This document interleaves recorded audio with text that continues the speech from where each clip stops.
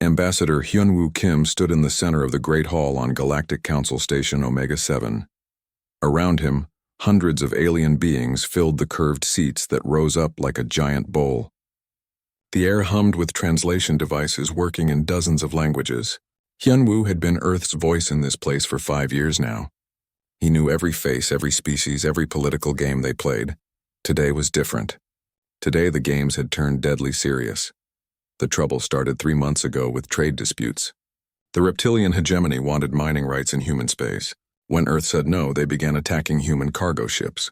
Small attacks at first, a disabled engine here, stolen goods there. But last week they destroyed a passenger liner carrying 300 civilians. The Avian Confederation supported the reptilians. Their leader, Speaker Velthar, claimed humans were being unreasonable. Her people controlled the main trade routes between star systems. If they closed those routes to human ships, Earth's colonies would starve. Hyunwoo looked up at the viewing gallery where Captain So-Young Park waited with her security team. She commanded the 3 Earth ships that had brought him here. To everyone else, they looked like simple escort vessels with basic weapons. Hyunwoo knew better. So-Young's father was Admiral Woo-Jin Park, head of Earth's real military. The apple did not fall far from the tree. The Council recognizes Earth's representative, announced the Chamber's AI system. Hyunwoo walked to the speaker's platform. His footsteps echoed in the sudden silence. Every alien eye was on him now. Some looked curious. Others looked hungry. Too many looked like they already considered him defeated. Honored delegates, Hyunwoo began, his voice calm and clear. For 30 years, Earth has been a peaceful member of this council. We have traded fairly. We have shared our knowledge. We have welcomed refugees from war-torn worlds. We have asked for nothing except the right to exist in peace. War Chief Gruntalk rose from his seat. The massive reptilian was over 3 meters tall, covered in thick scales that could stop bullets. His people were famous warriors who had conquered 20 star systems in the last century. Humans speak of peace, he growled, but we see only weakness. Your colonies have no real defenses. Your ships carry toys, not weapons. You claim mining rights you cannot protect. Murmurs of agreement rippled through the chamber. Hyunwoo had expected this. He raised his hand and the noise died down. War Chief Gruntalk speaks of our ship's weapons, Hyunwoo said. He is correct. Our escort vessels carry only light plasma cannons. Our colonies are protected by civilian security forces. Our trading ships are barely armed at all. More murmurs. Some aliens laughed. Speaker Velthar's beak clicked in what Hyunwoo knew was amusement among her people. But, Hyunwoo continued, the war chief makes an error. He sees our restraint and calls it weakness. This is not the same thing. Gruntalk's massive form shook with laughter. Restraint? Human, your entire species barely managed to reach your own moon before we found you. We have weapons that can crack planets. Our shields can stop anything your people might build. What possible threat could Earth pose to anyone? The laughter spread through the chamber. Even some of the friendlier species seemed amused. Hyunwoo waited for it to die down. When he spoke again, his voice carried a note that made the smart ones stop laughing. War Chief, may I ask how your people learned to fight? Gruntalk looked confused by the question. We evolved on a world of constant war. Only the strong survived. We conquered our planet by defeating every rival species. I see, Hyunwoo nodded. And Speaker Velthar, how did your people develop such advanced technology? The avian leader preened her feathers proudly. Our world was peaceful. We had time to think, to build, to create. We never wasted resources on primitive warfare. Both excellent answers, Hyunwoo said. Now let me tell you about Earth. He touched his wrist device. A hologram appeared above the platform showing a blue and green world. Earth is what we call a death world. Our planet has tried to kill us since the day our species began. Earthquakes that split continents, volcanoes that block out the sun, ice ages that freeze the oceans, diseases that kill millions, weather storms with winds that can level cities. The hologram changed, showing images of hurricanes, erupting volcanoes, massive tsunamis. But that was just the planet itself. Earth is also home to creatures that evolved alongside us, predators with claws longer than knives, poisonous animals that can kill with a single bite, diseases that jump between species, parasites that eat their hosts from inside.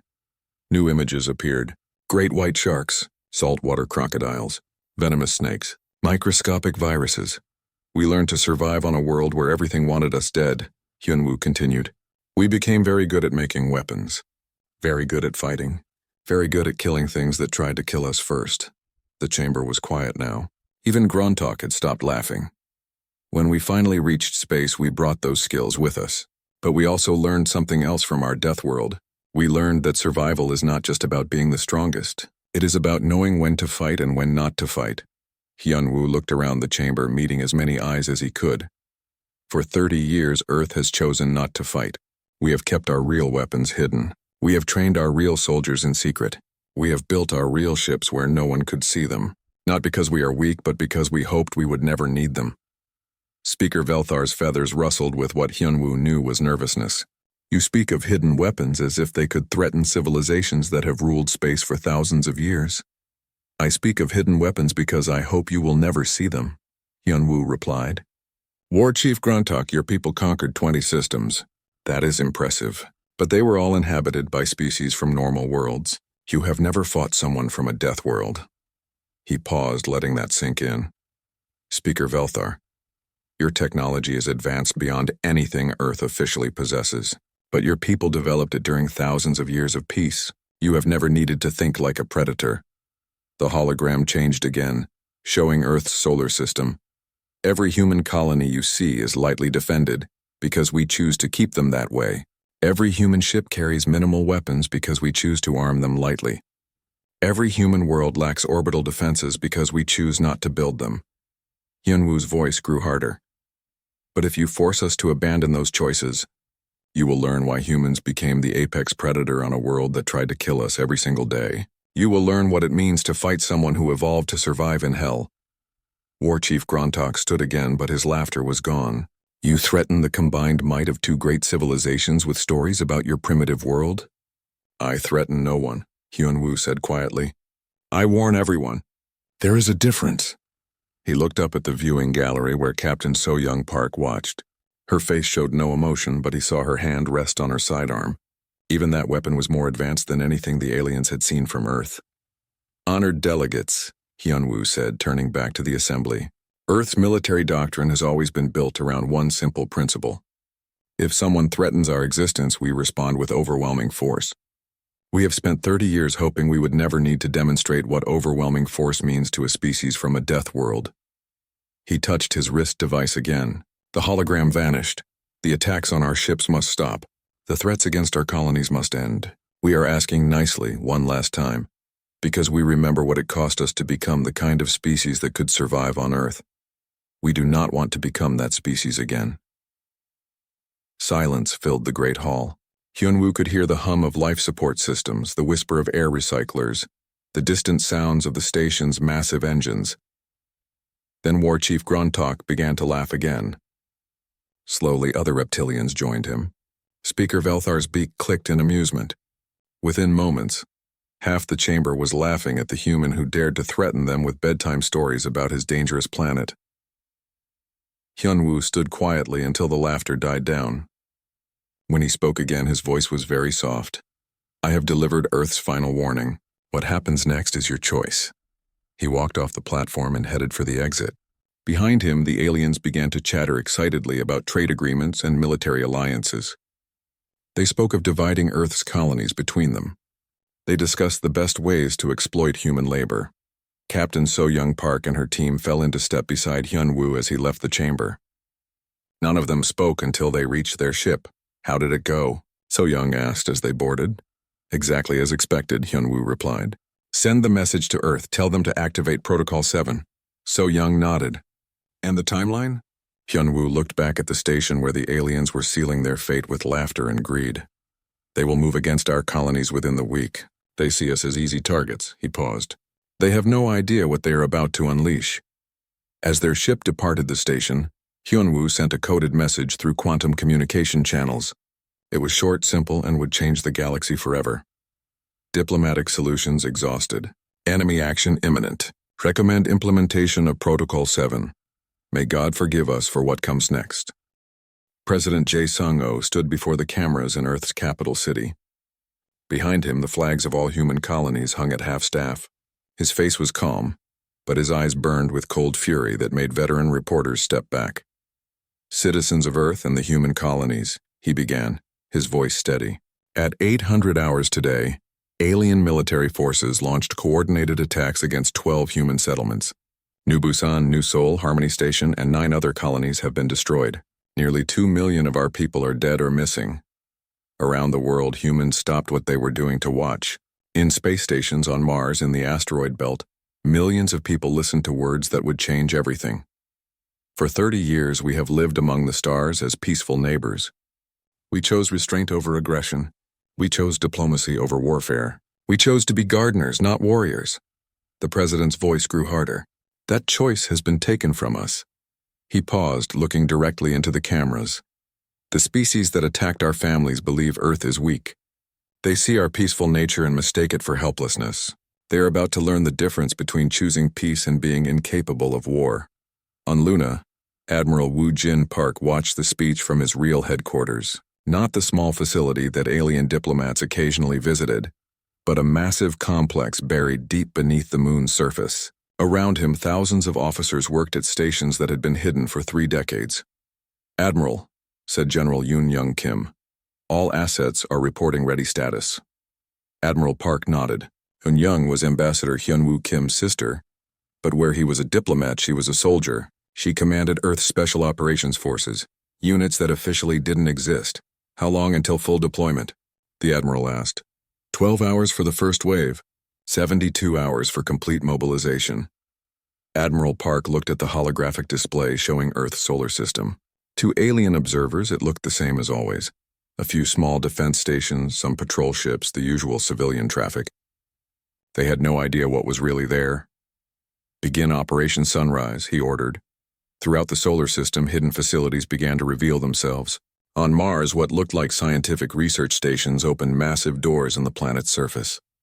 Elevator platforms rose from hidden shafts, carrying warships the size of skyscrapers. In the asteroid belt, mining operations shut down their equipment. The mining ships themselves began to change, shedding fake outer hulls to reveal military vessels designed for deep space combat. Dr. Tae-hyun Yoon stood in his laboratory beneath the Sahara Desert. For 30 years, he had been Earth's chief weapons developer. The galaxy knew him as a peaceful scientist who studied alien biology. They had no idea what he really did in his spare time. "Dr. Yoon," came a voice over the intercom. "We're authorized for full disclosure. Show them everything." Dr. Yoon smiled. It was not a nice smile.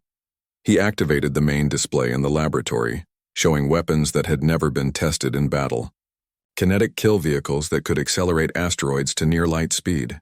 Nanite swarms that could disassemble enemy ships at the molecular level. Quantum torpedoes that existed in multiple dimensions simultaneously. "Begin production of Package 7, he ordered his assistants. Package 7 was biological warfare specifically designed for the alien species that had attacked human colonies. Dr. Yoon had spent decades studying alien biology, officially to help with medical treatment. In reality, he had been looking for weaknesses. President O's speech continued on every human communication channel. "The galaxy will learn today why Earth has maintained its restraint for 3 decades. Not because we are weak, but because we feared what we might become if we unleashed our full potential." The president's image was replaced by Admiral Park, speaking from his command center. "Citizens, what you are about to see has been classified for 30 years. We kept these secrets not to hide from our enemies, but to protect our friends from the knowledge of what humanity is truly capable of." The display changed, showing the solar system as it really was. Hidden shipyards throughout the asteroid belt, massive weapon platforms disguised as research stations, fleet anchorages buried in the moons of Jupiter and Saturn. "Earth maintains a standing military force of 50,000 vessels, Admiral Park said calmly. "Each ship is more advanced than anything the galaxy has seen. Our weapons are designed to fight enemies we hoped we would never meet. Our soldiers are trained to wage wars we hoped we would never fight." On the bridge of the battleship Retribution, Captain So-young Park received her new orders. For 5 years, she had commanded what appeared to be a simple escort vessel. Now her ship's true nature was revealed. The Retribution was 3 kilometers long and carried enough firepower to level a small moon. Its armor was made from materials that didn't officially exist. Its weapons operated on principles that human scientists had discovered but never shared with alien allies. "All stations report ready, Captain," said her tactical officer. "Good," So Young replied. Target, the reptilian fleet staging area at Kepler 442. Transit time, 18 hours at maximum hyperspace velocity. Then we launch in 1 hour. I want to be the first to draw blood for New Busan. General Kim's Special Forces units began emerging from their hiding places throughout the galaxy. For 30 years, humans had lived and worked on alien worlds. They had seemed like ordinary civilians, traders, teachers, engineers, doctors. In reality, they were sleeper agents with advanced training and hidden weapon caches. Now they activated, ready to strike at alien infrastructure from within. On the reptilian homeworld, teacher Min Ho Song had educated alien children for 15 years. His students loved him. Their parents trusted him. None of them knew he was a former Earth Special Forces colonel who could kill with his bare hands. Min Ho received his activation code while teaching a class about human literature. He calmly finished the lesson, dismissed his students, and then disappeared into the city's underground tunnels where his real equipment waited. Admiral Park's briefing continued. For 3 decades, we have watched alien civilizations and learned their weaknesses. We know how their ships are built, how their weapons function, how their societies operate. We have prepared for this day even while hoping it would never come. The holographic display showed alien worlds, their defenses marked and analyzed, trade routes mapped down to the smallest detail, communication networks that human intelligence had quietly infiltrated. We did not choose this war, Admiral Park said, but we will finish it. Dr. Yoon's biological weapons were already being loaded onto special delivery systems. The reptilian hegemony would discover that their tough scales offered no protection against engineered viruses that attacked their nervous systems. The Avian Confederation would learn that their advanced immune systems could be turned against them with the right genetic triggers. These weapons would not kill indiscriminately. They were designed to cause temporary paralysis and organ failure, enough to disable enemy forces without committing genocide. Earth wanted victory, not extinction. On Earth itself, the planet's real defenses came online. Orbital platforms that had been disguised as research stations revealed massive missile batteries. The moon's surface opened to show railgun arrays capable of hitting targets in other star systems. President O appeared on screen again for his closing remarks. To the aliens who attacked our children, hear this. You wanted to see Earth without restraint. You wanted to face humanity without mercy. You will get your wish? He paused, looking directly into the cameras. To the aliens who still choose peace, we offer the same friendship we always have. We do not war against species, but against those who make war upon the innocent. Stand aside and you have nothing to fear from us. The transmission ended, and Admiral Park took command of humanity's response. All units, this is Admiral Park. Our mission is simple: rescue our people and ensure this never happens again. We will show the galaxy that there are consequences for attacking human families. The first wave of Earth's fleet departed within hours. Ships that had been hidden for decades emerged from asteroid bases and lunar facilities. They moved with purpose and speed that alien observers found impossible to believe. War Chief Grontok received the first reports while celebrating his victory over the human colonies. His intelligence officers burst into his command center with news that made no sense. Sir, we're detecting massive fleet movements from the Sol system. Over 10,000 ships have departed Earth space in the last 6 hours. Grontok laughed. Impossible. Humans have maybe 100 ships total. Your sensors are malfunctioning. Sir, we've confirmed the readings with 3 separate observation posts. The human fleet is real and it's heading for our staging areas. Speaker Velthar's voice came through the communication system. War Chief, we're seeing the same thing. How did the humans hide so many ships? For the first time since the attack began, Grontok felt a touch of worry. It doesn't matter. Numbers mean nothing without proper weapons. Human technology is decades behind ours. His tactical officer looked up from his instruments. Sir, we're receiving a transmission from the lead human ship. They're demanding we surrender unconditionally and release all prisoners. Tell them to surrender themselves, Grontok snarled. Captain So Young Park stood on the bridge of the Retribution as her ship tore through the reptilian fleet like a shark through minnows. Around her, the bridge crew worked with calm efficiency that came from years of secret training. Target destroyed, Captain, reported Lieutenant Woobin Kim from the weapons station. That's ship number 15. Excellent. Tactical, show me the next group. The holographic display updated to show the remaining reptilian vessels. What had started as a formation of 200 warships was now scattered groups trying desperately to escape. None of them understood how human weapons could penetrate their shields so easily. The answer was simple. For 30 years, Earth scientists had studied every piece of alien technology they could get their hands on. Dr. Tai Hyun-yoon's team had analyzed shield frequencies, armor compositions, and weapon systems. They found the weaknesses that alien engineers never knew existed. "Captain," called out Communications Officer Ji-yeon Cho, "we're receiving surrender requests from 12 enemy vessels. Accept their surrender and direct them to the collection point. Any ship that tries to run gets destroyed." War Chief Grontok watched his fleet dive from the bridge of his flagship. His massive reptilian form shook with rage and something he had never felt before: fear. "How are they doing this?" he roared at his tactical officer. "Our shields should stop anything they have." "Sir, their weapons seem to bypass our shields completely. It's like they're firing through dimensional barriers." That was exactly what they were doing. Human quantum torpedoes existed in multiple dimensions at once. While alien shields blocked normal space, they had no defense against weapons that attacked from parallel dimensions. "Sir," another officer called out, "we're losing ships faster than we can count them. We need to retreat." "Retreat?" Grontok's voice was filled with disbelief. His people had never retreated from anyone. "We outnumber them 20 to 1. "Not anymore, sir. We've lost over half our ships. And, sir, they're not just destroying our vessels. They're capturing them intact."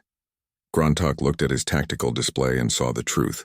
Human ships were using some kind of technology to disable reptilian vessels without destroying them. His warriors were being taken prisoner. Meanwhile, Colonel Min Ho-song moved through the underground tunnels of the reptilian capital city. For 15 years, he had taught their children and learned their language. Now he used that knowledge to cripple their military communications. The tunnel system connected every major building in the city. The reptilians had built it centuries ago as protection against bombardment. They never imagined it would be used against them by a human who had memorized every passage. Minho reached the central communication hub and activated his equipment. Within minutes, he had taken control of the planetary defense network. The reptilians' own weapons turned against their ships trying to launch. "Command, this is Deep 6, he said into his communicator. "Planet-side defenses are under our control. No enemy ships will reach orbit." Similar operations were happening on dozens of alien worlds. Humans who had lived quietly among alien populations for decades suddenly revealed their true nature. They struck at power plants, communication centers, and military bases with surgical precision. Back in space, Admiral Woo Jin Park commanded the battle from his flagship Vengeance. The massive vessel was the most advanced ship in Earth's fleet, equipped with experimental weapons that pushed the boundaries of known science. "Admiral," reported his tactical officer, "the reptilian staging area is secured." "Casualty report?" "What about our losses?" 3 ships damaged, 0 destroyed. No human casualties. Admiral Park nodded grimly. Earth's ships were not just more advanced than alien vessels. They were designed by people who understood warfare on a level that peaceful species couldn't match. The avian Confederation fleet arrived to reinforce their reptilian allies, but they found only wreckage and captured ships. Speaker Velthar commanded the relief force personally, her advanced cruiser leading 200 avian vessels. "Human ships, this is Speaker Velthar," she broadcast on all frequencies. "We demand you release our allies and withdraw from this system." Captain So Young Park's response was broadcast back to her. "Speaker Velthar, this is Captain Park of the Earth Defense Force. You have one opportunity to surrender. Your people were not the primary aggressors, so we offer terms." "Terms?" Velthar's voice carried both anger and confusion. "You are outnumbered and outgunned. We have advanced energy weapons that can destroy entire planets." "We know," So Young replied calmly. "We've been studying your weapons for 30 years. Would you like a demonstration of ours?" The Retribution fired a single shot at an asteroid floating near the avian fleet. The asteroid simply vanished. Not blown apart, it ceased to exist. Velthar stared at the empty space where a mountain-sized rock had been moments before. "What kind of weapon was that?" "Molecular disintegration beam," So Young answered. "We can delete matter at the atomic level." "Your shields won't help you." The avian fleet hesitated. Their leaders had built their civilization on advanced technology and careful planning. They understood the implications of weapons that could erase matter from existence. "What are your terms?" Felthar asked. Full surrender. Release of all human prisoners. Withdrawal from human space. Reparations for the colonies you destroyed. And if we refuse? Young's voice grew cold. Then you'll learn why Earth's children don't stay dead. Dr. Taehyun Yoon monitored the battle from his laboratory on Earth. His biological weapons were already deployed, but he had chosen not to use them yet. The psychological impact of conventional weapons was serving Earth's purposes. Dr. Yoon, came a voice over the intercom. We're ready to deploy Package 7 if needed. Hold for now, he replied. Let them see what our regular weapons can do first. The reptilian bioweapon would cause temporary paralysis in their species, enough to disable their military forces without killing them. The avian version would disrupt their nervous systems, grounding their pilots and commanders. Earth could have ended the war in hours with complete genocide. Instead, they chose to demonstrate restraint even in their overwhelming response. Speaker Velthar made her decision. All avian ships stand down. We accept Earth's terms. But not all alien commanders were as wise. Admiral Sektar of the avian military refused to acknowledge the surrender order. Cowards. He screamed over the communication channels. We will not bow to humans. All ships, attack formation! 20 avian vessels broke away from the main fleet and charged toward the human ships. Their energy weapons charged to full power, ready to unleash destruction. Captain So-Young Park watched them come. Tactical target the rebel ships. Use minimum force. Captain, they're charging weapons. They intend to fight. Then we'll stop them. But remember, some of those crew members might be decent people following bad orders. The Retribution fired precision shots that disabled the attacking ships without destroying them. Emergency power failed. Weapons went offline. Life support remained active. This is Captain Park to Admiral Sektar. You are disabled but alive. Will you surrender now? Never, came the reply. We'd rather die than submit to humans. So-Young's expression hardened. Then you've made your choice. The molecular disintegration beam fired once. Admiral Sektar's ship vanished from existence. The remaining 19 rebel ships immediately transmitted surrender codes. Speaker Velthar's voice came over the communication channel. Captain Park, I apologize for Admiral Sektar's actions. The Avian Confederation formally surrenders all military forces to Earth Command. Surrender accepted, So-Young replied. Begin transmitting the locations of all human prisoners. Our medical teams will need access to treat any injured civilians. While the space battles raged, General Yoon Young Kim's special forces struck at alien infrastructure throughout the galaxy. They moved like ghosts through alien cities, appearing from nowhere to disable key targets. Teacher Min-Ho Song had secured the reptilian capital, but his real mission was rescue. Intelligence reports indicated that human prisoners were being held in labor camps throughout reptilian space. Command, this is Deep 6, he reported. I've located Prison Camp 7. Approximately 2,000 human civilians being held here. Are you in position to attempt rescue? Min-Ho studied the camp through his scope. Heavy guards. Automated weapons. Force fields around the prisoner barracks. Affirmative. Beginning rescue operation now. He activated his personal cloaking device and moved toward the camp. The technology was another Earth secret. Stealth systems that bent light around the user. To alien eyes, he was invisible. The rescue took less than an hour. Guard posts fell silent one by one. Electronic locks opened as Min-Ho's computer virus spread through the camp's systems. Force fields deactivated. When the human prisoners emerged from their barracks, they found their reptilian guards unconscious and their cell doors standing open. This is Colonel Song. Earth Special Forces, Min-Ho announced. You're safe now. Transport ships are en route to take you home, Doctor. Myung Choi was among the rescued prisoners. She had survived the fall of New Busan and spent weeks in alien captivity. When she saw Min-Ho's familiar face, she broke down crying. How many others? She asked. We've located 17 prison camps so far, nearly 50,000 survivors. Min-Ho's voice was gentle. We're bringing everyone home. Ambassador Hyunwoo Kim walked through the rebuilt streets of New Busan 6 months after the war ended. The colony looked different now, stronger, more secure, but still welcoming to the refugees who had chosen to return. Where the old government center had stood, a memorial wall displayed the names of 180,000 humans who died in the alien attack. Beside it, a smaller wall honored the 2,000 aliens who had died defending their human neighbors. Hyunwoo stopped at one name on the wall, Soojin Park, age 8. Below her name was a small toy spaceship and a drawing she had made of humans and aliens playing together. She would have liked this, said a quiet voice behind him. Hyunwoo turned to see Dr. Mi Young Choi approaching. She had returned to New Busan to oversee the colony's reconstruction. The alien labor camps had left their mark on her. She moved more slowly now and her hair had gone gray, but her spirit remained strong. The memorial? Hyunwoo asked. The whole colony, Dr. Choi replied. Look around. Humans and aliens working together again, building something better than what we had before. She was right. In the plaza where Soojin had taught alien children to play hopscotch, new children were playing the same games, but now there were human guards watching over them, and the adults all knew exactly what the price of peace had been. How are the trials going? Dr. Choi asked. Hyunwoo's expression darkened. War Chief Grontok was sentenced yesterday. Life imprisonment. Speaker Velthar got 20 years. And their subordinates? It depends on their individual crimes. Some of the lower-ranking officers who objected to attacking civilians got lighter sentences. The ones who gave orders to kill prisoners, he shrugged. They won't be seeing freedom again.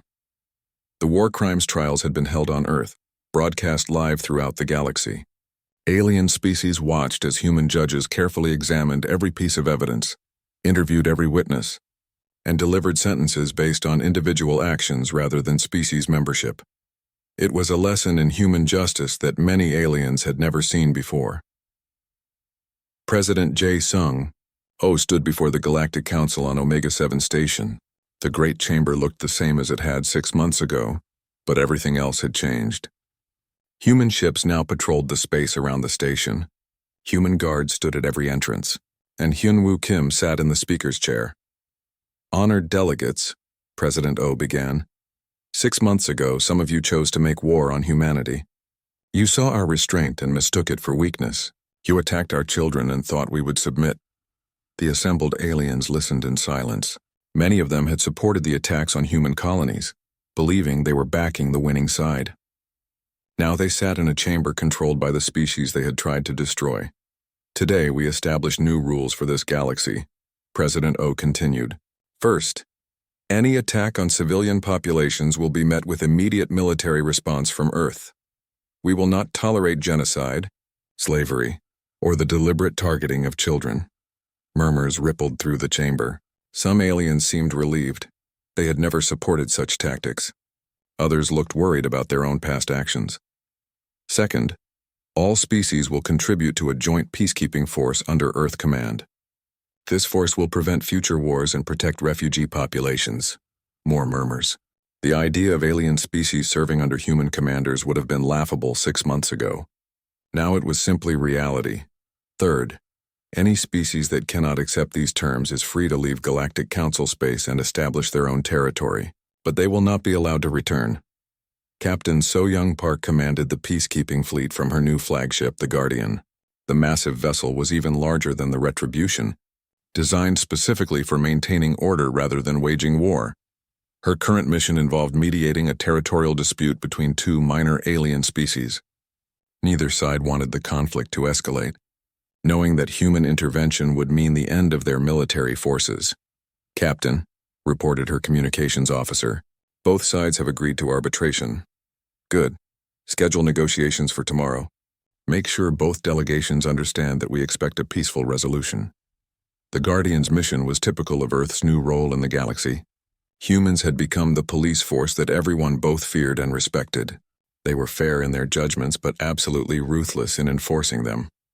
On the bridge, So-young looked out at the stars and remembered the children who had died at New Busan. Every decision she made was guided by one simple principle. Never again would innocents die while Earth had the power to prevent it. Admiral Woo Jin Park reviewed reports from across human space, in his office on Luna. The real headquarters was no longer hidden. Everyone in the galaxy now knew exactly where Earth's military power was based. Admiral, said General Yoon-young Kim, entering with a data pad. The latest recruitment numbers. How many? 12,000 alien volunteers for the peacekeeping force this month. Most of them are from species that were oppressed by the reptilian hegemony or avian confederation. Admiral Park nodded. Earth's policy of accepting alien volunteers had surprised many people, but it made perfect sense. Species that had suffered under the old order were eager to prevent its return. Any problems with integration? A few cultural issues, but nothing serious. Colonel Song's training programs are working well. Minho Song had been promoted after his rescue operations during the war. Now he ran the joint training facility where human and alien soldiers learned to work together. What about our former enemies? Admiral Park asked. The reptilian and avian military survivors are adapting slowly. They're good soldiers once they accept the new command structure. It had been a controversial decision to accept former enemy personnel into the peacekeeping force, but Earth needed experienced officers who understood alien military tactics. Dr. Taehyun Yoon stood in his laboratory, but his work had changed dramatically since the war. Instead of developing weapons, he now focused on medical research that benefited all species. Dr. Yoon called his assistant. The new vaccination program is ready for testing, Dilai.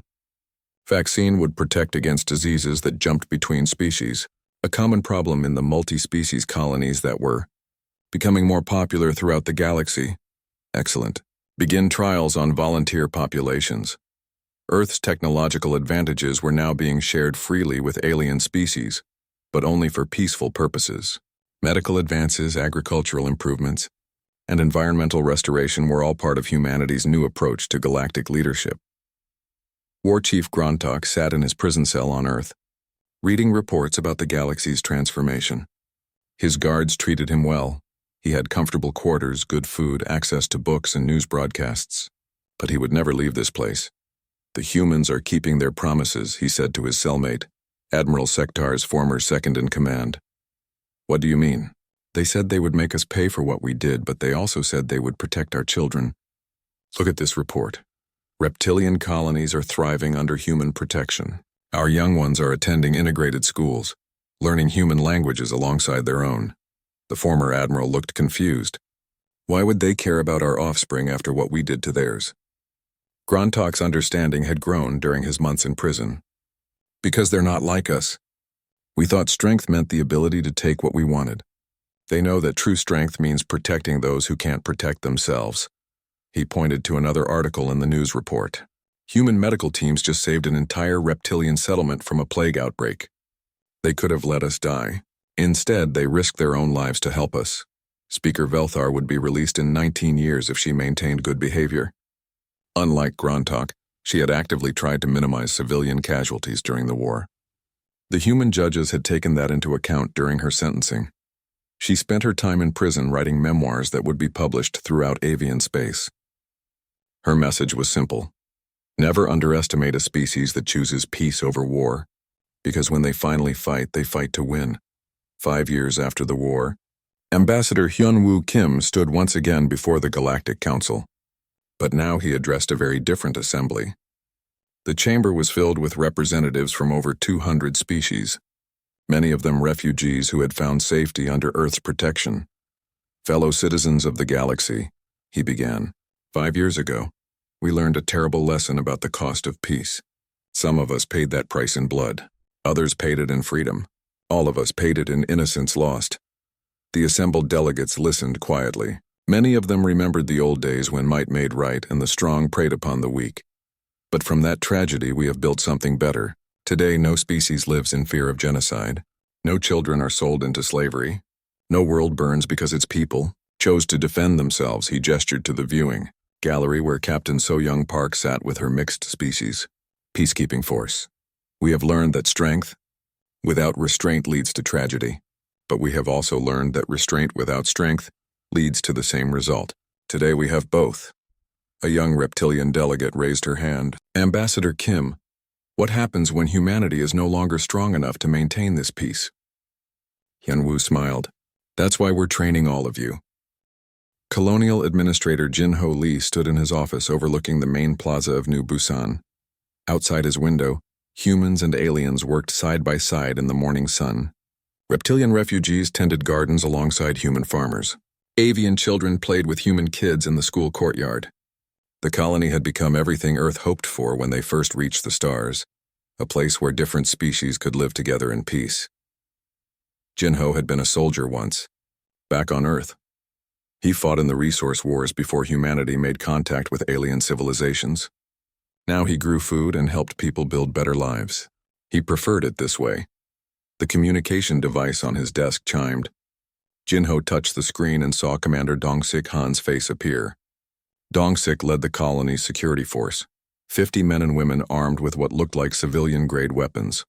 "Sir, we just received a priority message from Earth," Dongsik said. His voice was tense. "It's coded Protocol 7. Jinho felt ice form in his stomach. Protocol 7 meant Earth expected an attack on human colonies. More than that, it meant Earth was preparing for total war. "How long do we have?" Jinho asked, unknown. The message was sent 3 days ago, but it had to route through 7 relay stations to avoid detection. "Could be any time." Jinho looked out his window again. In the plaza below, 8-year-old Sujin was teaching a young reptilian how to play hopscotch. The alien child's scales changed color with excitement as it learned the human game. "Dongsik, how many people can we evacuate? If we start now and work around the clock?" "Maybe 20,000.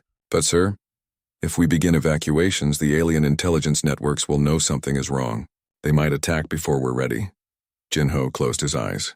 200,000 humans lived in New Busan. Another 10,000 aliens from various species had sought refuge here after wars destroyed their homeworlds.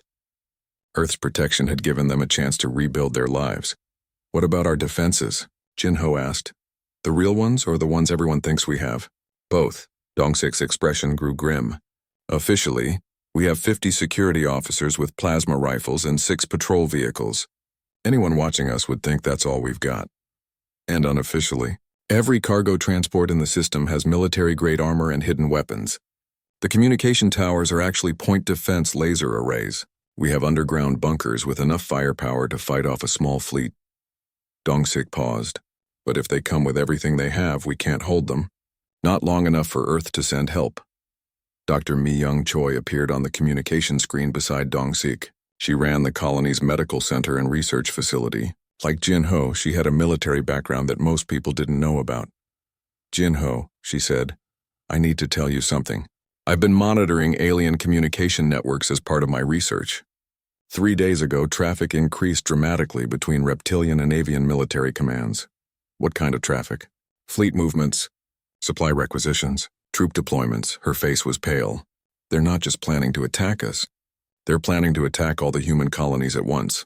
Jinho sat down heavily in his chair.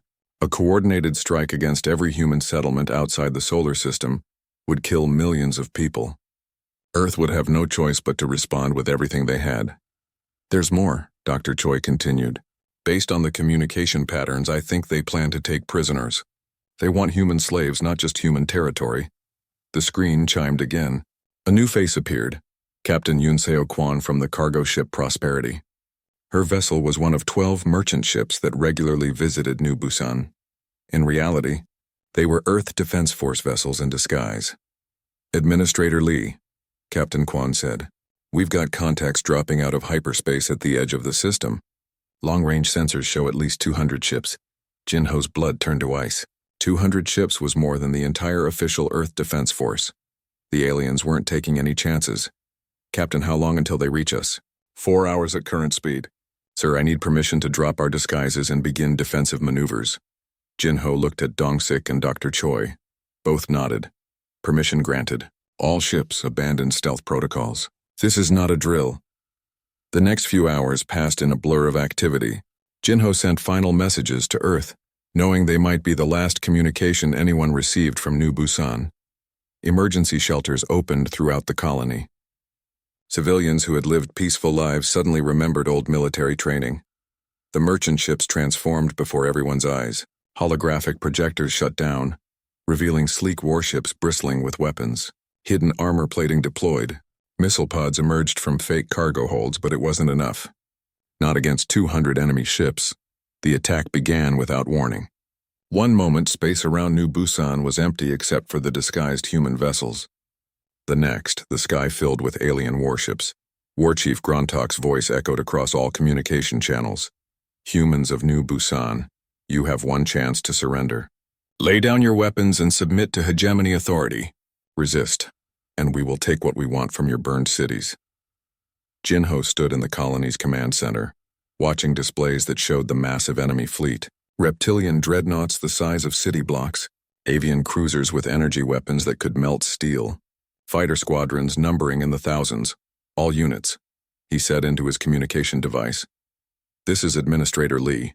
We are outnumbered, outgunned, and probably going to die. But Earth is watching. The galaxy is watching. Let's show them what humans do when someone threatens our children. The battle began with the alien fleet, confident of easy victory. They had overwhelming numbers and superior technology. What they didn't expect was the fury of humans fighting to protect their homes. Captain Kwan's ship, no longer pretending to be a cargo hauler, unleashed a swarm of guided missiles that tore through an entire reptilian squadron. The colony's communication towers revealed their true nature as laser defense networks, shooting down hundreds of incoming fighters. Commander Dong-Sik's security force abandoned their hiding places and began hitting enemy landing parties with weapons that shouldn't have existed. What looked like simple plasma rifles turned out to be particle beam weapons that could punch through heavy armor. Underground bunkers opened throughout the colony, releasing swarms of combat drones that moved like angry wasps through the alien formations. The drones were small, fast, and programmed with one simple mission: protect human civilians at any cost. For 2 hours, the battle raged. The aliens began to realize they were fighting not helpless colonists, but trained soldiers with advanced weapons. Their casualties mounted, their confidence wavered, but numbers eventually won. One by one, the human ships fell. The defense networks overloaded from constant use. The drone swarms were overwhelmed by sheer enemy firepower. Dr. Choi worked frantically in her medical center, treating wounded civilians and soldiers alike. The alien refugees who had found sanctuary in New Busan fought beside their human neighbors, refusing offers of safe passage from their own species. They came to us for help, explained Tathwa, an elderly reptilian who had fled the hegemony's wars. Now we stand with them. Jinho watched from the command center as enemy troops landed in the colony's main plaza. The same place where Su Jin had been playing that morning was now a battlefield. Dong-Sik, he said over the communication link. How many civilians made it to the deep shelters? Maybe 20,000. The rest, Dong-Sik's voice was heavy with grief. The rest didn't have time. Through his window, Jinho saw alien soldiers moving through the streets. Some buildings were on fire. Bodies lay in the roads where civilians had been caught trying to reach safety. He found Su Jin in the wreckage of the school. The little girl who had been teaching alien children to play human games was lying under a collapsed wall. Her eyes were closed. She looked like she was sleeping. Jinho knelt beside her and gently closed his own eyes. When he opened them, they held something that hadn't been there before. Something cold and hard and deadly. All remaining units, he said into his communicator. New objective. We're not trying to win anymore. We're collecting intelligence. Record everything. Every weapon they use. Every tactic they employ. Every war crime they commit. Earth needs to know exactly what these bastards are capable of. Dr. Choi's voice came through the static. Jinho, I'm transmitting everything to Earth now. Medical data, tactical information, recordings of their commanders' voices. If we're going to die here, at least Earth will know how to make them pay. The final transmission from New Busan was brief. Protocol 7 authorized. They showed no mercy to civilians. Show them none in return. Make them pay for what they did to our children. When the shooting stopped, 180,000 humans were dead. The survivors were loaded onto alien ships as slaves. The colony that had been a symbol of peaceful cooperation was now a smoking ruin. But hidden in the wreckage, emergency beacons continued transmitting. They sent streams of data back to Earth, tactical information about alien weapons, recordings of enemy communications, evidence of deliberate attacks on civilian targets.